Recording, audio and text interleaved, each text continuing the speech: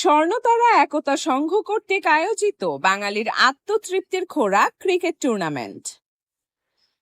বাঙালির কাছে ক্রিকেট একটি আবেগপ্রবণ জায়গা।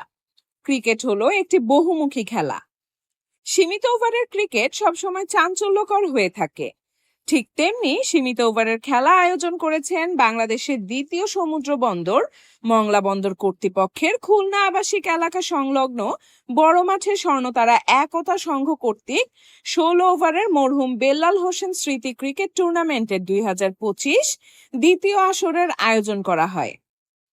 এখানে 8টি দল গঠন করা হয় এবং 4টি দল সেমিফাইনালে অংশগ্রহণ করেন। গত 15 ফেব্রুয়ারি তিস্তা দল ভৈরব দলকে হারিয়ে সেমিফাইনাল নিশ্চিত করেছিলেন। 21 ফেব্রুয়ারি প্রথম সেমিফাইনাল অনুষ্ঠিত হয়।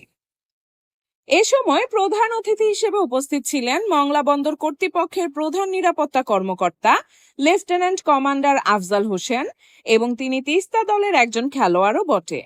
আরও উপস্থিত ছিলেন নিয়ামুর রহমান। তার দলের প্লেয়ারের নৈপুণ্য খেলায় তারা সেমিফাইনালে কর্ণফুলীকে হারিয়ে ফাইনালে উত্তীর্ণ হয়। অপরদিকে টিম যমুনা টিম পদ্মাকে হারিয়ে ফাইনালে উত্তীর্ণ হয়।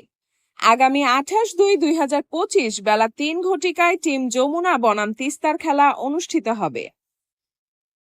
খেলা শেষে প্রধান অতিথির বক্তব্যে লেফটেন্যান্ট কমান্ডার আফজাল হোসেন সকলের সাথে মিলেমিশে খেলার প্রতিশ্রুতি জ্ঞাপন করেন এবং তিনি আবাসিক এলাকার সকল যুবকদের মাদক এবং মোবাইল আসক্ত থেকে বের হয়ে খেলার প্রতি আকৃষ্ট হওয়ার আহ্বান জানান এবং এর জন্য তিনি সর্বোচ্চ সহযোগিতা করার প্রতিশ্রুতি দিয়ে থাকেন।